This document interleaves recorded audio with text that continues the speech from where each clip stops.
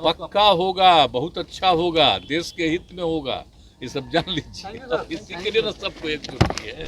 तगड़ी लड़ाई होगी। इस बार नरेंद्र मोदी को नीतीश सीधे टक्कर देंगे।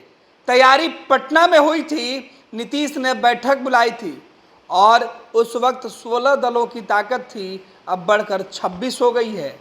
आने वाले वक्त में 2 बैठक में संख्या बढ़ी है तो बेचैनी भाजपा की दिख रही है। इंडिया गठबंधन के सामने एनडीए गठबंधन की बेचैनी। अब तो लोग बैठक करने लगे हैं, पहले कहाँ होता था। बेचैनी है, टक्कर खूब होगी। ये नीतीश कुमार का अंदाज है। दिल्ली से जब पटना पहुंचे मुख्यमंत्री नीतीश कुमार तो उन्होंने कहा कि इसी महीने बैठक होनी है और इस बैठक में तय हो जाएगा कि कैसे मोदी को टक्कर देना है, कैसे भाजपा को टक्कर देना है और भाजपा के एनडीए गठबंधन को। एनडीए कभी के बैठक की लोग करते थे, जब हम थे तब यह बैठक होती थी।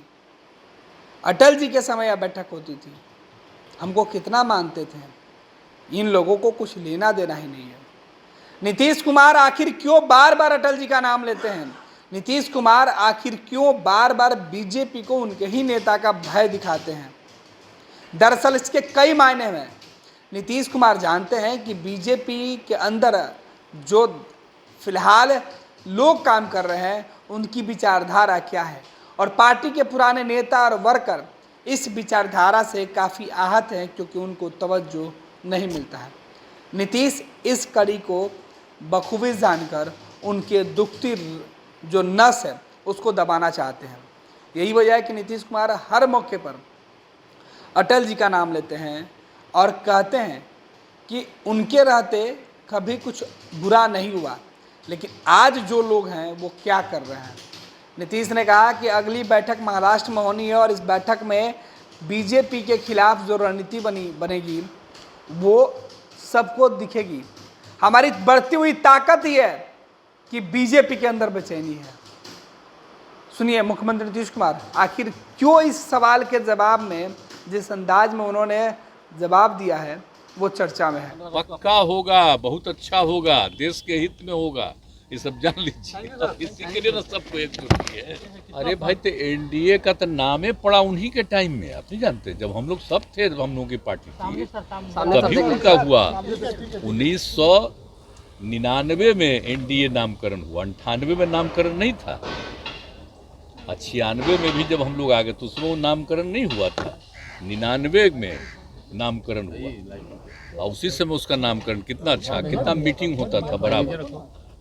लेकिन अब जब हम लोग के साथे थे तब कोई मीटिंग हुआ है, लेकिन अब जब नया बनवा दिया गया तब उसके बाद अब इन लोगों को फिर होने लगा कि अब एनडीए हम कर रहे हैं, तब कम से कम एनडीए का मीटिंग करने लगा ना। इसके पहले एनडीए का मीटिंग लोग करता था, अब तो पहले ही होता था। जो हम लोग थे कितना रेगुलरली मीटिंग होती थी, सब पार्टी के लोग बैठते थे। इधर क्या था, अब जब एगो नया बनवाए हम यहाँ पटना से शुरू किए और आगे बना और नामकरण फिर बन गया उसका। सर ये भी चर्चा चली लिया ये पक्का होगा, बहुत अच्छा होगा, देश के हित में होगा, ये सब जान लीजिए।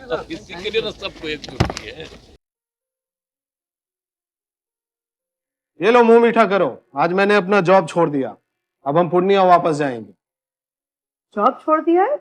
मतलब ये घर कैसे चलेगा? हम करेंगे क्या और माँ बाबूजी क्या बोलेंगे? इसलिए मैं एक और मिठाई का डब्बा लाया। अपने बिजनेस के लिए लोन अप्रूव हो गया। अरे लोन अप्रूव हो गया वो तो ठीक है, लेकिन पूर्णिया में हम रहेंगे कहाँ? अपना घर भी तो नहीं है वहाँ। इसलिए तो एक और मिठाई का डब्बा अलग से लाया हूँ।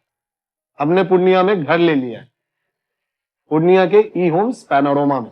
पूर्णिया में पैनोरमा ग्रुप लेकर आए हैं ई होम्स पैनोरमा।